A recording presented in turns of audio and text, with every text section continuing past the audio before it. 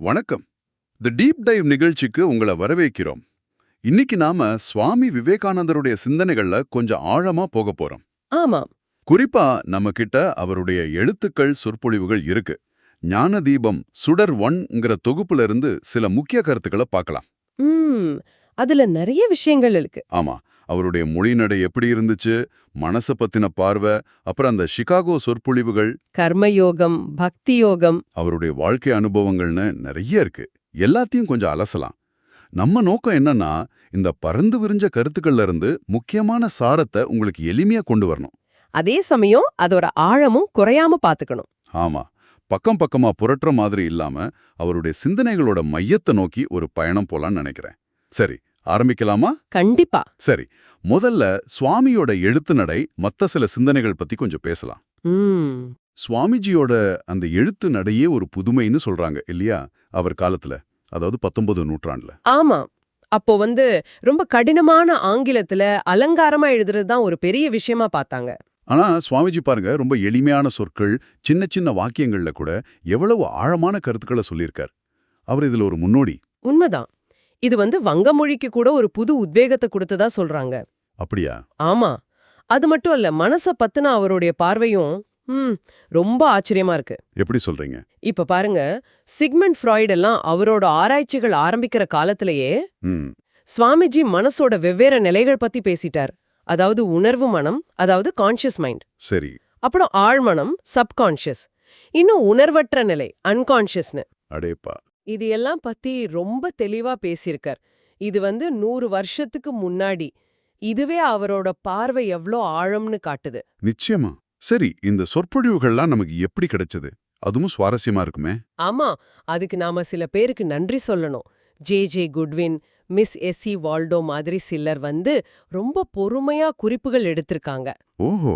குறிப்பா அந்த புகழ்பெற்ற சிகாகோ சொற்பொழிவுகள், அங்க நடந்த மாநாட்டுக்காக வெளியிட்ட ஒரு சிறப்பு மலர் இருந்துச்சு, அதிலிருந்து தான் எடுத்திருக்காங்க. சரி சரி. அப்புறம் ஹிந்து மதம் பத்தி அவர் சொல்ற கருத்துக்களும் ரொம்ப, எப்படி சொல்றது, அடிப்படையானது.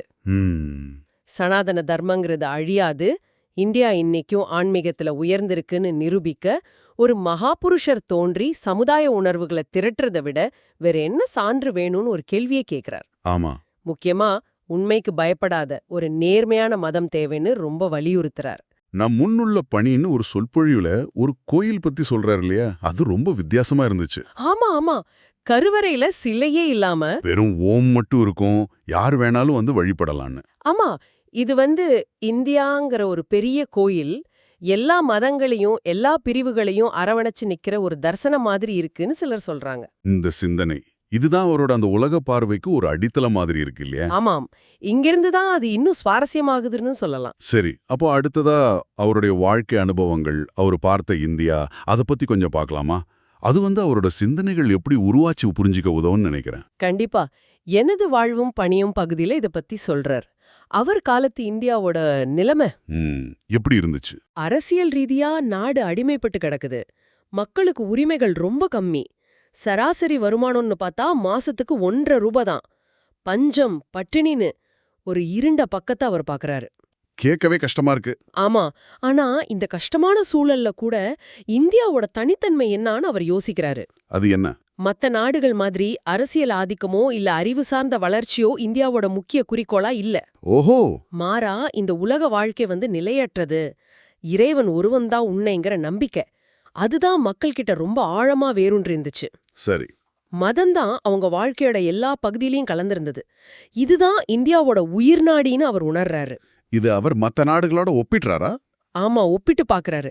இப்போ ரோம் சாம்ராஜ்யம் இல்ல கிரீஸ் நாகரிகம், ஸ்பெயின், இவங்களுக்கெல்லாம் அவங்களுடைய குறிக்கோள், அதாவது ஆதிக்கமோ அறிவோ, அது தாக்கப்பட்டதும் வீழ்ச்சி வந்துருச்சு. ஆனா இந்தியா பாருங்க, பல தாக்குதல்களுக்கு மத்தியிலையும் இந்த மதம்ங்கிற உயிர்நாடியால தாக்குப்பிடிச்சு நிக்குதுன்னு சொல்றாரு. இது ஒரு முக்கியமான பார்வை. அதே நேரத்துல மேலை நாடுகளை எப்படி பாக்குறாரு? அதையும் கவனிக்கிறாரு.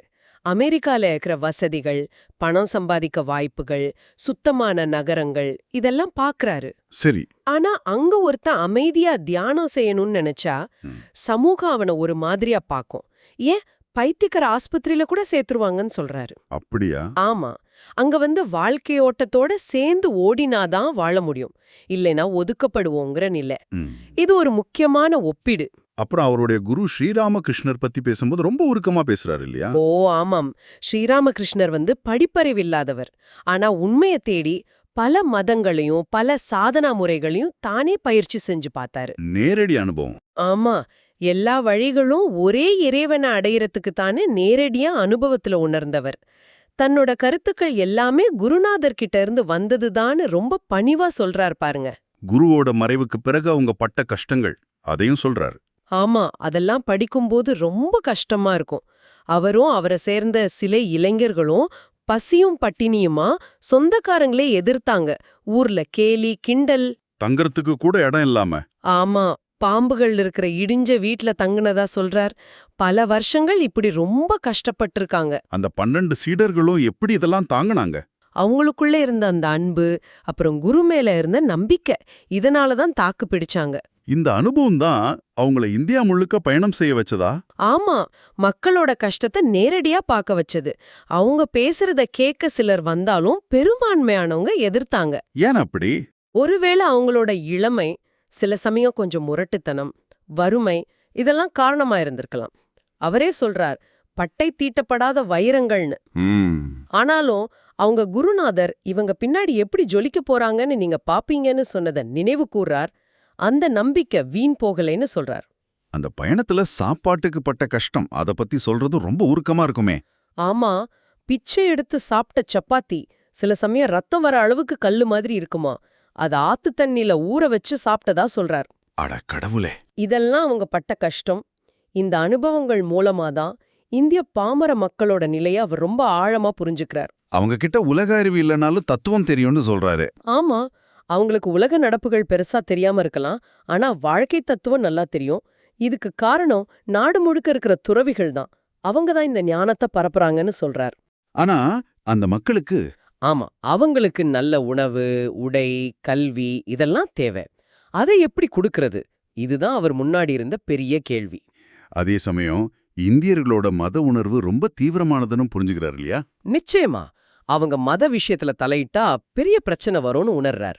சிப்பாய் கழகமாகட்டும், முகலாய பேரரசோட வீழ்ச்சி ஆகட்டும், இதுக்கெல்லாம் கூட மத உணர்வுகளை புண்படுத்தினது ஒரு காரணம்னு சொல்றாரு. இதனாலதான் வெளிநாட்டு உதவி விஷயத்துல ரொம்ப கவனமா இருக்கார். ஆமாம், மதம் மாறினாதான் உதவி செய்வோன்னு சொல்றத ரொம்ப கடுமையா எதிர்க்கிறார். ஏன்? மதம் தான் இந்தியாவோட உயில், அதை மாத்தினா நாடே அழிஞ்சிடும்னு எச்சரிக்கிறார். உதவி செய்யணும்னா எந்த எதிர்பார்ப்பும் இல்லாம, சுயநலம் இல்லாம செய்யணும். அப்பதான் அதுக்கு உண்மையான பலன் இருக்கும்னு ரொம்ப அழுத்தமா சொல்றார். அப்போ அவருடைய திட்டம் என்னவா இருந்துச்சு? எப்படி இந்த மக்களுக்கு உதவ நினைச்சாரு? பாமர மக்களுக்கு கல்வி கொடுக்கணும், இதுதான் முக்கியம். ஆனா அவங்களால பள்ளிக்கூடம் தேடி வர முடியாது. சரி. அதனால மலை முகமது கிட்ட போகலேனா முகமது மலை கிட்ட போகலாங்கிற மாதிரி கல்விய அவங்க இருக்கிற இடத்துக்கே கொண்டு போகணும். வீட்டுக்கு, வயலுக்கு. ஆமா, தொழிற்சாலைக்குன்னு அங்கே போய் சொல்லி கொடுக்கணும். துறவிகள் ஆன்மீக விஷயங்களோட உலக நடைமுறை அறிவையும் மக்களுக்கு கற்பிக்கணும்னு ஒரு புது வழிய காட்டுறாரு. இது ஒரு பெரிய மாற்றம். ஆமா, அதே சமயம் துறவிகள் கையில இருக்கிற அந்த சக்தி அது பல நேரங்கள்ல சரியான வழியில பயன்படுத்தப்படலேன்னு அவர் நினைக்கிறாரு. அத மாத்தி சாதாரண மக்களை உயர்த்துறதுக்காக திருப்பணும்னு சொல்றாரு. கடைசியா வெளிநாடுகள்ல அவர் செஞ்ச பணிகள் பத்தியும் சொல்றாரு. ஆமா, அமெரிக்கா, இங்கிலாந்துல அவர் செஞ்ச பணிகள், அங்க கிடைச்ச நண்பர்கள், ஆரம்பிச்ச மடங்கள், அப்புறம் பிரபுத்த பாரதான்னு ஒரு பத்திரிக்கை, இதெல்லாம் சொல்றாரு. பெண்களுக்காக தனி மடம் ஆரம்பிக்கணும்னு ஆசைப்பட்டார் இல்லையா? ஆமா, அது ரொம்ப முக்கியமான விஷயம். ஸ்ரீ சாரதா தேவியோட வழிகாட்டுதலோட அது செய்யணும்னு நினைச்சார். பெண்கள் முன்னேற்றத்துல அவருக்கு இருந்த அக்கறை அபாரமானது. ஆண்கள் பெண்களுக்கு ஆணையிடக்கூடாது, பெண்கள் தங்களுடைய தலைவிதியை தாங்களே நிர்ணயிச்சுக்கணும்னு அவர் சொன்னது அந்த காலத்துல ரொம்ப புரட்சிகரமான கருத்து. ஆமா, நிச்சயமா. சரி, இப்ப நாம அந்த புகழ்பெற்ற சிகாகோ சொற்பொழிவுகளுக்கு வரலாம். உலகத்தையே திரும்பி பார்க்க வச்ச நிகழ்வது. ஆமா, அது ஒரு திருப்பு முனைன்னு சொல்லலாம். வரவேற்புரைக்கு அவர் பதில் சொன்ன விதமே.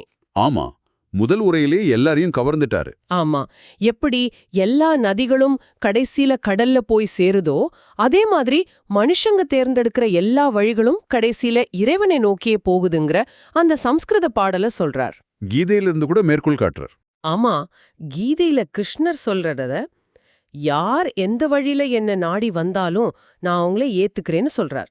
இந்த ஆரம்பமே அவரோட அந்த பரந்த மனப்பான்மையை காட்டிடுச்சு. அந்த சர்வமத மகாசபை பத்தி அவர் என்ன நினைக்கிறாரு? அது மத வெறிக்கும் அதனால வர்ற கொடுமைகளுக்கும் ஒரு சாவுமணியா இருக்குன்னு நம்புறதா சொல்றார். ரொம்ப அழுத்தமான வார்த்தைகள். அப்புறம் நாம ஏன் ஒருத்தரோட ஒருத்தர் ஒத்துப்போக மாட்டோம்னு ஒரு பேச்சு, அதுல ஒரு கதை சொல்றாரு இல்லையா? ஆமா, அந்த கிணத்து தவளை கதை ரொம்ப பிரபலம். ஆமா. ஒவ்வொரு மதமும் தன்னோட கிணறுதான் பெருசு, இதுதான் உலகம்னு நினைச்சுக்குது. இந்த குறுகிய மனப்பான்மையை உடைக்கணும்னு அமெரிக்கா முயற்சி செய்யறதுக்கு நன்றி சொல்றார். ரொம்ப எளிமையான உவமை, ஆனா எவ்ளோ ஆழமான கருத்து. சரி, இந்து மதத்தோட அடிப்படை என்னன்னு கேட்கும்போது என்ன சொல்றாரு? வேதங்கள் தான் சொல்றார். ஆனா வேதங்கள்னா வெறும் புத்தகங்கள் இல்ல. அப்போ அது காலத்துக்கு காலம் வெவ்வேறு ஞானிகளால கண்டுபிடிக்கப்பட்ட ஆன்மீக விதிகள், சத்தியங்கள்னு விளக்குறாரு. புவியீர்ப்பு விதி மாதிரி. அதேதான். அது எப்போதுமே இருக்கு, அத நாம கண்டுபிடிக்கிறோம், அவ்வளவுதான் சொல்றது ஒரு புதுமையான பார்வை. அப்புறம் அந்த முக்கியமான கேள்வி, ஏன் சிலர் சந்தோஷமாவும் சிலர் கஷ்டத்தோடும் பிறக்கறாங்க? கடவுளுக்கு பாரபட்சம் உண்டா? ஆமா, இந்த கேள்விக்கு அவர் கர்ம வினை கோட்பாட்டை வச்சு பதில் சொல்றாரு. போன பிறவில செஞ்ச கர்மாவோட விளைவுதான் காரணம். இந்த பிறவில நாம செய்யற செயல்கள் தான் அடுத்த பிறவியை தீர்மானிக்கணும் விளக்குறாரு. உருவ வழிபாடு பத்தி என்ன சொல்றாரு? அதை ஏத்துக்கிறாரா?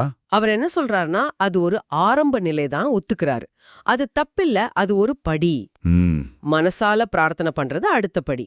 கடவுளை நேரடியா உணர்றது தான் உயர்ந்த நிலை. ஆனா உருவத்தை வழிபடுறவன் கூட அந்த உருவத்துக்கு பின்னாடி இருக்கிற பரம்பொருளை தான் நினைக்கிறான். ஓ, சூரியனோ சந்திரனோ நட்சத்திரமோ நெருப்போ அவனை விளக்க முடியாது, அவனோட ஒளியால தான் இதெல்லாம் பிரகாசிக்குதுங்கிற வேத மந்திரத்தை அவங்களும் சொல்றாங்கன்னு சுட்டி காட்டுறார். முத்து மாலையில இருக்கிற நூல் மாதிரி நான் எல்லா மதங்களிலும் இருக்கிறேங்கிற கீதவரியும் சொல்றார். ஆமா, அத மேற்கோள் காட்டி இந்து மதம் எல்லா மதங்களையும் ஏத்துக்குது, இந்துக்கள் மட்டும்தான் மோட்சம் அடைவாங்கன்னு எங்கேயும் சொல்லலன்னு ரொம்ப அழுத்தமா சொல்றார். இது ஒரு பெரிய சவால் மாதிரி. ஒரு உலக பொது மதம் எப்படி இருக்கணும்னு கூட ஒரு சித்திரம் கொடுக்கறாரு இல்லையா? ஆமா, அது எந்த ஒரு குறிப்பிட்ட மதத்தோட வெற்றியாலையும் வராது. அப்ப எப்படி? அது எல்லா மதங்களோட நல்ல அம்சங்களையும் உள்ளடக்கி எல்லாரையும் அரவணைக்கிறதா இருக்கணும். யாருக்கும் துன்புறுத்தல் இருக்கக்கூடாது. மனுஷனுக்குள்ள இருக்கிற அந்த தெய்வீகத்தன்மையை உணர உதவுறதா இருக்கணும்னு சொல்றாரு. அப்படி ஒரு நிலையை நோக்கி உலகம் நகரணும்னு அமெரிக்காவுக்கும் ஒரு அறைகோல் விடுறாரு. ஆமா, மாநாட்டோட கடைசி நாள் உரையிலையும் மத ஒற்றுமைங்கிறது ஒரு மதம் இன்னொரு மதத்தை அழிக்கிறதால வராதுன்னு மறுபடியும் சொல்றாரு. அந்த விதை உதாரணம் ரொம்ப நல்லா இருந்துச்சு. ஆமா, விதை மண்ணாவோ தண்ணீராவோ மாறாது, அது செடியாதான் வளரும்னு சொல்றார். ஒவ்வொரு மதமும் அதோட தனித்தன்மையோட வளரணும், அதே சமயம் மத்தவங்க கிட்ட இருந்து நல்ல விஷயங்களை எடுத்துக்கணும்னு சொல்றார். ரொம்ப அருமையான கருத்து. சரி, இப்போ கர்மயோகத்துக்கு வருவோம். அதாவது செயலின் பாதை. இது ரொம்ப நடைமுறைக்கு உகந்த வழியா தெரியுது. ஆமா, ரொம்ப பிராக்டிக்கலானது. அதுல குணத்தின் மீது செயலின் விளைவுன்னு ஒரு தலைப்புல பேசுறார். அது என்ன? ஒவ்வொரு மனுஷனும் ஒரு மையம் மாதிரி. பிரபஞ்சத்துல இருக்கிற ஆற்றல்களை தனக்குள்ள இழுத்து அதை தன்னுடைய குணமா மாத்தி திரும்பவும் வெளியிடுறான்னு சொல்றார். நம்ம செயல்கள் தான் நம்ம குணத்தை உருவாக்குது. பரம்பரைக்கு பங்கு இல்லையா? இருக்கு, ஆனா அது மட்டுமே இல்லைங்கிறதுக்கு புத்தர், இயேசுநாதர் உதாரணங்களை காட்டுறார். அவங்க அப்பாக்கள் சாதாரண மனுஷங்க தான், ஆனா இவங்க உலகத்தையே மாத்துறாங்க. அப்போ இது அவங்களோட போன பிறவி கர்மாவோட தொடர்ச்சி, ஒரே பிறவியில வர்றதில்லைன்னு சொல்றார். கர்ம வினை தத்துவத்தோட இன்னொரு கோணம் இது. பலனை எதிர்பார்க்காம வேலை செய்யணும்னு சொல்றது அது கஷ்டமாச்சே. கஷ்டம்தான், ஆனா அவர் என்ன சொல்றாருன்னா, ஸ்வர்க நரகம் பத்தியெல்லாம் கவலைப்படாம பலனை எதிர்பார்க்காம கொஞ்ச நேரமாவது ஒரு வேலையை செய்ய முடிஞ்சா அதுவே மிகப்பெரிய மனவலிமையை கொடுக்கும்னு சொல்றார். இதுதான் கர்மயோகத்தோட அடிப்படை. சரி. கூடவே கற்பு, அதாவது சாஸ்டிட்டி, ஆண் பெண் 2 பேருக்குமே ரொம்ப முக்கியம்னு, மன தூய்மை இருந்தா எதையும் சாதிக்கலான்னு வலியுறுத்துறார். கடமைனா என்னங்கிற பகுதியில ஒரு கதை சொல்றாரு இல்லையா? முனிவருக்கு குடும்ப பெண் பாடம் சொன்னது. ஆமா, காட்டுல தவம் செஞ்சுக்கிட்டு இருந்த ஒரு முனிவருக்கு ஒரு குடும்ப பெண் பாடம் சொல்ற மாதிரி கதை. அது எப்படி? தன் கணவனுக்கு செய்ய வேண்டிய கடமையை சரியா செஞ்சதாலேயே அந்த பெண்ணுக்கு ஞானம் கிடைச்சதுன்னு சொல்றது, நாம இருக்கிற இடத்துல நம்ம கடமையை சரியா செய்யறதே ஒரு பெரிய யோகம்னு உணர்த்துது. அப்புறம் நாம உதவி செய்யறது நமக்கே தவிர உலகத்துக்கு இல்லைன்னு சொல்றது, இது கொஞ்சம் வித்தியாசமா இருக்கே. ஆமா, இது ரொம்ப முக்கியமான கருத்து. இந்த உலகம் நாய்வால் மாதிரி, அதை நேராக்க நினைக்கிறதும் முட்டாள்தனம்னு சொல்றார். அதாவது உலகத்தை நான் திருத்திடுவேன்னு நினைக்கிறத விட நம்ம கடமைய பற்றின்மையோட செய்யறது தான் முக்கியம். இத புரிஞ்சுக்கிட்டா ஏன் கொள்கைதான் சரிங்கிற அந்த வெறி வராது. கொள்கை வெறி ஆபத்தானதுன்னு சொல்றார். ஆமா, அது அன்புக்கு எதிரானது, அது வெறுப்பதா வளர்க்கும்னு எச்சரிக்கிறார். அப்போ கர்மயோகத்தோட லட்சியம் என்ன? பற்றின்மை, நான் அட்டாச்மெண்ட், பற்று இல்லாம இருக்கிறது. அது எப்படி சாத்தியம்? அதுக்கு சுயநல மறுப்பு தேவை. நான் என்னுடையதுங்கிற எண்ணம் தான் எல்லா துன்பத்துக்கும் காரணம்னு சொல்றாரு. ஒரு அழகான ஓவியம் எரியுதுன்னு வச்சுக்குவோம், அது நம்மளோடதா இருந்தா மட்டும் ஏன் நமக்கு வருத்தம் வருது?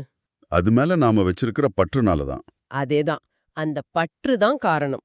இந்த பற்றின்மை உணர்வோட வேலை செய்யணும். கீதையில கிருஷ்ண சொல்ற மாதிரி, ஆமா, நான் செஞ்ச அடையறதுக்கு இந்த உலகத்துல எதுவும் இல்ல, ஆனாலும் நான் உலகத்து மேல இருக்கிற அன்புக்காக வேலை செய்யறேன்னு சொல்றாரு. உண்மையான அன்பு இருந்தா பற்று தானா போயிடும்னு சொல்றாரு. சரி, முழுமையான சமத்துவம் சாத்தியமான ஒரு கேள்வி கேட்கிறாரு. ஆமா, கேட்டுட்டு அது உலக இயல்புக்கு எதிரானதுன்னு சொல்றாரு. ஏன்? ஏற்றத்தாழ்வு, சமநிலை தவறுதல், இதுதான் படைப்புக்கு காரணம். அறிவிலையும் திறமையிலையும் வேறுபாடுகள் இருக்கிற வரைக்கும் முழு சமத்துவம் சாத்தியம் இல்லைன்னு சொல்றாரு. இதுக்கு அமெரிக்க செவ்விந்தியர்கள் உதாரணத்தை காட்டுறாரு. செயலோட ரகசியம் என்னன்னு கேட்கும்போது புத்தரை சொல்றார்.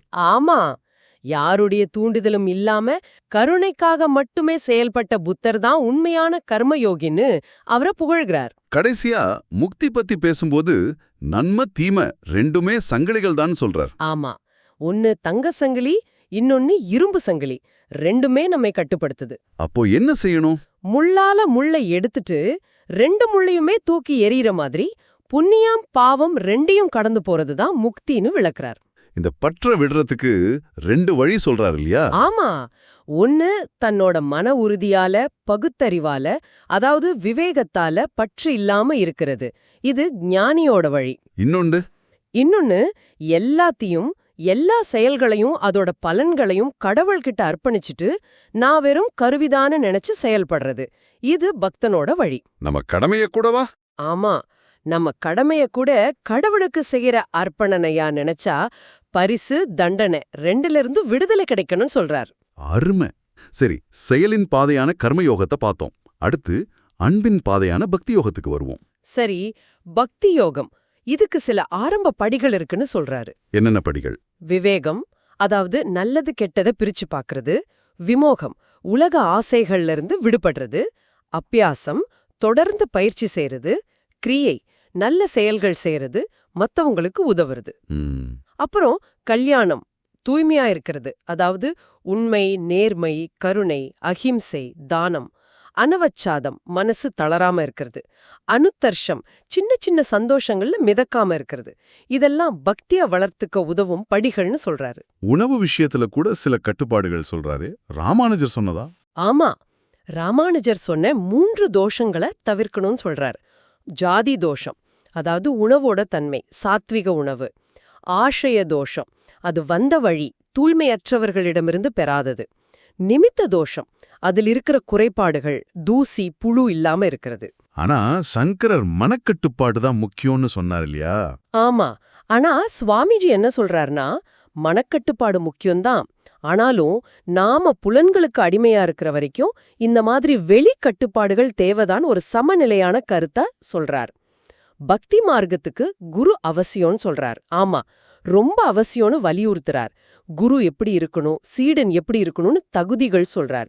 வெறும் புத்தக அறிவோ வார்த்தை ஜாலமோ ஆன்மீக வளர்ச்சிக்கு உதவாது. உண்மையான அனுபவம் இருக்கிற குரு தான் வழிகாட்ட முடியும். அந்த முத்துச்சிப்பி உவமை. ஆமா, ஸ்ரீராமகிருஷ்ணர் சொன்ன முத்துச்சிப்பி உவமை. சுவாதி நட்சத்திரத்துல வர்ற மழைத்துளிக்காக காத்துக்கிட்டு இருந்து அத வாங்கி முத்தாக்குற சிப்பி. இத இஷ்ட நிஷ்டைக்கு ஒரு அருமையான உதாரணமா காட்டுறார். இஷ்டம்னா என்ன, நிஷ்டைனா என்ன, கொஞ்சம் விளக்க முடியுமா? இஷ்டம்னா நாம விரும்பி தேர்ந்தெடுக்கிற ஒரு தெய்வம் அல்லது ஒரு பாதை. இது ஒவ்வொருத்தரோட இயல்புக்கும் மாறும். உதாரணமா? இப்போ கிறிஸ்தவர்கள் இயேசுவை எப்படி பலவிதமா பாக்குறாங்க, போராளியா, மன்னிக்கிறவரா, வழிகாட்டியா, அதே மாதிரிதான் இதுவும்.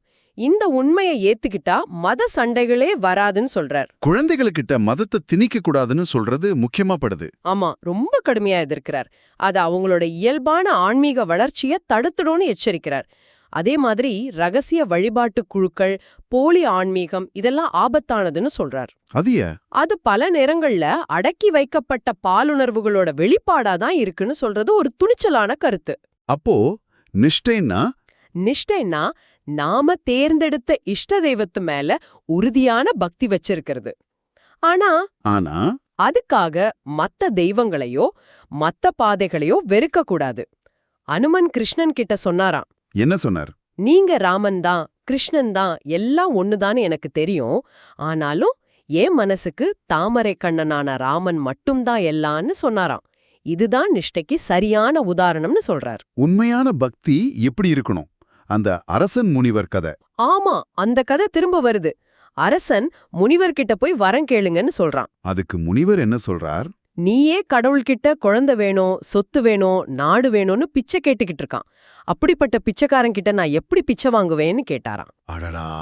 பக்தன்னா கடவுள்கிட்ட எதையும் எதிர்பார்க்காம அன்பு செலுத்தணும். சைத்தன்யர் பாடின மாதிரி, எனக்கு பணமோ ஜனங்களோ அழகான பெண்ணோ எதுவும் வேண்டாம், ஒவ்வொரு பிறவியிலையும் உன் மேல உண்மையான பக்தி மட்டும் வேணும்னு கேட்கணும். பக்திங்கிறது ஒரு விதமான தெய்வீக பைத்தியம்னு சொல்றார். ஆமா, டிவைன் மேட்னஸ். உலக விஷயங்களுக்காக பைத்தியமா அலையிறத விட கடவுளுக்காக பைத்தியமா இருக்கிறது எவ்வளவோ மேல்னு சொல்றார். அந்த அன்பு வந்துட்டா மத்த சின்ன சின்ன ஆசைகள் எல்லாம் தானா மறைஞ்சிடும். அந்த திருடன் பொன்பை கதை மாதிரி. அதேதான், திருடன் பொன்பைய தொட்டதும் மத்த எல்லா நினைப்பே மறந்துடுவான் இல்லையா, அது மாதிரி. உருவ வழிபாடு சடங்குகள் பத்தி கடைசியா என்ன சொல்றார்? அதெல்லாம் பக்திக்கு தேவைப்படலாம், ஆரம்பத்துல உதவலாம். ஆனா அதுவே முடிவானது இல்ல. உண்மையான தாகம், அன்பு தான் முக்கியம். வெறும் சடங்குகள்ல ஆன்மா இல்லைன்னா அதுக்கு அர்த்தம் இல்ல. புற தூய்மை விட அகத் தூய்மை. ஆமா, அதுதான் ரொம்ப முக்கியம்னு திரும்ப திரும்ப வலியுறுத்துறார். மன தூய்மை. சரி, நாம இவ்வளோ நேரம் பார்த்த விஷயங்கள்ல சில கருத்துக்கள் திரும்ப திரும்ப வருது இல்லையா? அதுதான் சுவாமிஜியோட போதனைகளோட மையம்னு சொல்லலாமா? நிச்சயமா சொல்லலாம். முக்கியமா முக்தி, அதாவது சுதந்திரம். இதுதான் எல்லா யோகங்களோடவும் எல்லா ஆன்மீக முயற்சிகளோட இறுதி லட்சியம். நன்மை தீமை 2 சங்கிலிகள் இருந்தும் விடுபடுறது. ஆமா. அடுத்தது பற்றின்மை. உலகத்துல வாழ்ந்துகிட்டே வேலை செஞ்சுக்கிட்டே எதோடவும் மனசால ஒட்டிக்காம இருக்கிறது. இதுக்கு கர்மயோகமும் உதவுது, பக்தி யோகமும் உதவுது. ஆமா, எல்லாம் இறைவன் செயல்னு அர்ப்பணிக்கிறதும் ஒரு வழி. அப்புறம் சுயநலம் இல்லாம உதவி செய்யறது. கொள்கை வெறியோட ஆபத்து. உலகத்தோட இயல்பை ஏத்துக்கிறது. அதாவது எல்லாமே நல்லது கெட்டது கலந்துதான் இருக்கும்னு புரிஞ்சுக்கிறது. ஒவ்வொருத்தரோட தனிப்பட்ட வழிய மதிக்கிறது. இதெல்லாம் ரொம்ப நடைமுறைக்கு உகந்த விஷயங்கள். ஆமா, வெறும் புத்தக அறிவையோ வெளிச்சடங்குகளையோ மட்டும் நம்பாம நேரடி அனுபவத்துக்கு, அகத்தூய்மைக்கு அவர் கொடுக்கிற முக்கியத்துவம் ரொம்ப ஆழமானது. பகுத்தறிவும் உணர்ச்சியும், அதாவது பக்தியும் ஒரு சமநிலையில இருக்கணும்னு சொல்றார். ஆமா, ஒரு முழுமையான அணுகுமுறையை அவர் முன்வைக்கிறார். அப்போ இதுல இருந்து நாம என்ன புரிஞ்சுக்கலாம்? சுவாமிஜியோட பார்வை ரொம்ப பரந்தது, நடைமுறைக்கு உகந்தது. இந்தியாவோட பழமையான ஆன்மீக ஞானத்தையும் மேற்கத்திய நாடுகளோட அந்த செயல்திறனையும் இணைச்சு மனுஷ குலத்துக்கு ஒரு புது வழியை காட்ட முயற்சி செஞ்சிருக்காருன்னு தோணுது. சரி, இந்த விரிவான அலசல் மூலமா சுவாமி விவேகானந்தரோட சில முக்கியமான சிந்தனைகளை உங்களுக்கு அறிமுகப்படுத்தி இருக்கோம்னு நம்புறோம். ஆமா, அவருடைய கர்மயோகம், பக்தி யோகம், உலக மதங்கள் பத்தின பார்வை, தனிமனித வளர்ச்சிக்கு அவர் கொடுத்த வழிகாட்டுதல்னு நிறைய விஷயங்களை தொட்டு பார்த்திருக்கோம். ஆனா இது ஒரு அறிமுகம்தான் இல்லையா? ஆமா, நிச்சயமா. அவருடைய முழு படைப்புகளையும் படிக்கும்போதுதான் இன்னும் ஆழமான புரிதல் கிடைக்கும். இங்க நாம கவனிக்க வேண்டிய முக்கியமான விஷயம் என்னன்னா, அவர் வெறும் தத்துவத்தை மட்டும் பேசல, அது எப்படி நடைமுறை வாழ்க்கையில வாழறதுன்னு வழிகாட்டியிருக்கார். சரியா சொன்னீங்க. அதுதான் அவரோட சிறப்பு. கடைசியா நீங்க சிந்திச்சு பார்க்க ஒரு கேள்வி. சுவாமிஜி சொல்ற மாதிரி நமக்குள்ளேயே இருக்கிற அந்த எல்லையற்ற ஆற்றல், அந்த தெய்வீக தன்மை, அத நாம எப்படி உணர்ந்துக்கிறது? நல்ல கேள்வி. அதை எப்படி நம்ம வாழ்க்கையில வெளிக்கொணர்றது? ஆவதும் ஆக்குவதும் நம் கையில தான் இருக்குங்கிற அந்த லட்சியத்தை நாம எப்படி அடையிறது? இத பத்தி நீங்க யோசிங்க. இதோட இந்த ஆழமான பார்வை நிறைவுக்கு வருது. அடுத்த அலசல்ல சந்திப்போம். நன்றி. நன்றி.